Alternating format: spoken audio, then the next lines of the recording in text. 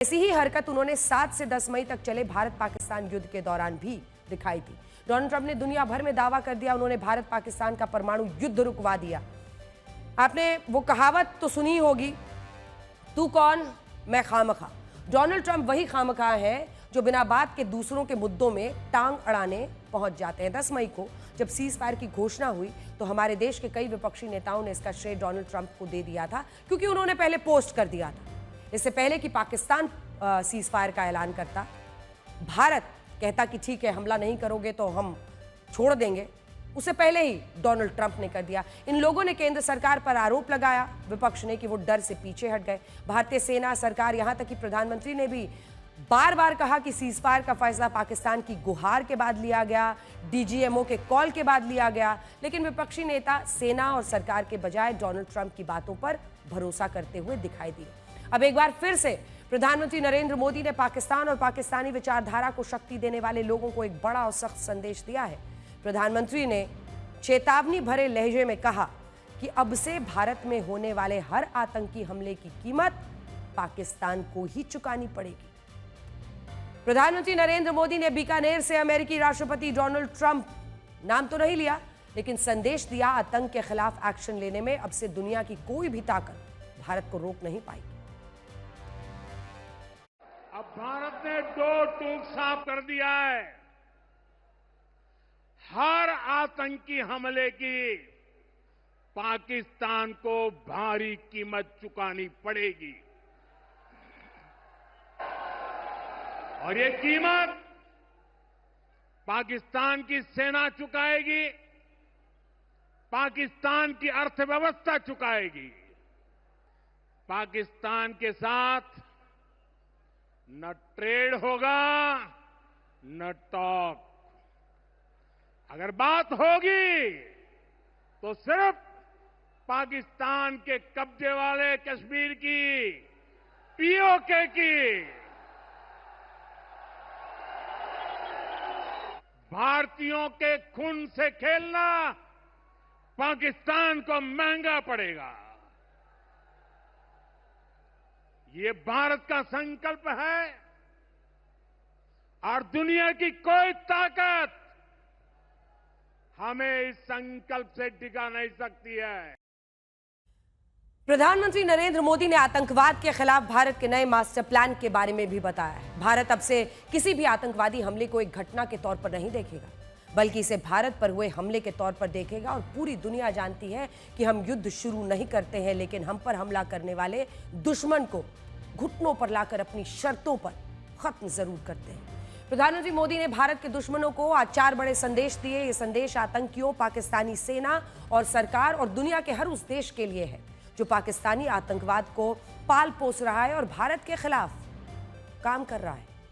पहला संदेश पाकिस्तान के लिए, भारत पर अगर आतंकी हमला हुआ तो पाकिस्तान पर तुरंत हमला किया जाएगा, यानी आतंकी हमले का भुगतान पाकिस्तान की तबाही से वसूला जाएगा। दूसरा संदेश दुश्मन देशों के लिए था कि हमले की स्थिति में पलटवार का समय, तरीका, युद्ध विराम की शर्तें भारतीय सेना ही तय करेगी। तीसरा संदेश परमाणु बम से डराने वालों के लिए था कि परमाणु बम की धमकियों से भारत डरेगा नहीं, बल्कि धमकी देने वालों पर ही उसी तरह का पलटवार करेगा। चौथा संदेश आतंकियों के समर्थकों के लिए था कि अब से भारत और आतंकवादियों और उन्हें पालने पोसने वाली सरकारों को एक ही टीम समझा जाएगा, यानी जब आतंकी हमला होगा तो पलटवार केवल आतंकी ठिकानों पर ही नहीं होगा, आतंकियों को समर्थन देने वाली सरकारी ठिकानों पर भी होगा।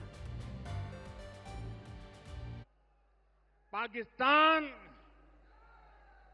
भारत से कभी सीधी लड़ाई जीत ही नहीं सकता। जब भी सीधी लड़ाई होती है तो बार बार पाकिस्तान को मुंह की खानी पड़ती है। इसलिए पाकिस्तान ने आतंकवाद को भारत के खिलाफ लड़ाई का हथियार बनाया है। लेकिन पाकिस्तान एक बात भूल गया, अब मां भारती का सेवक मोदी यहां सीना तान कर खड़ा है।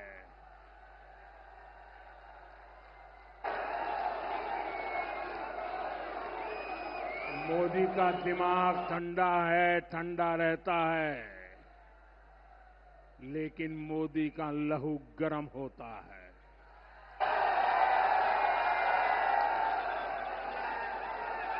और अब तो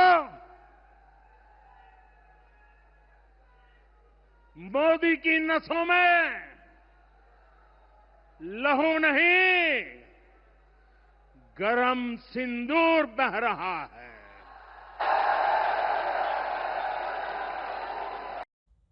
प्रधानमंत्री नरेंद्र मोदी ने करणी माता मंदिर में शक्ति पूजा करने के बाद एक ऐसी कविता सुनाई जिसे सुनने के बाद शहबाज शरीफ, आसिम मुनीर और उनके प्रिय आतंकियों की नींद उड़ गई होगी। हम आपको पीएम मोदी की वो कविता सुनवाते हैं। जो सिंदूर मिटाने निकले थे, उन्हें मिट्टी में मिलाया है।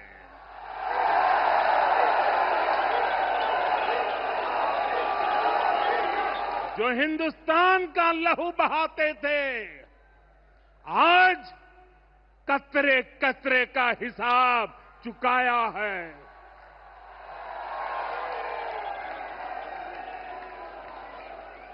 जो सोचते थे भारत चुप रहेगा, आज वो घरों में डूब डूब के पड़े हैं। जो अपने हथियारों पर घमंड करते थे, आज वो मलबे के ढेर में दबे हुए हैं।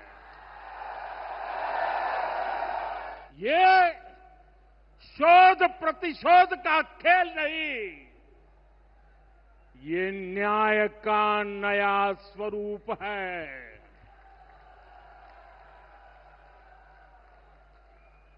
ये न्याय का नया स्वरूप है। ये ऑपरेशन सिंदूर है। ये सिर्फ आक्रोश नहीं है, ये समर्थ भारत का रौद्र रूप है।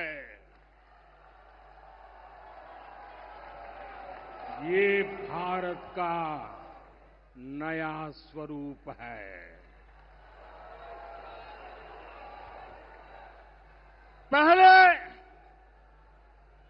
पहले घर में घुसकर किया था वार, पहले घर में घुसकर किया था वार, अब सीधा सीने पर किया प्रहार है।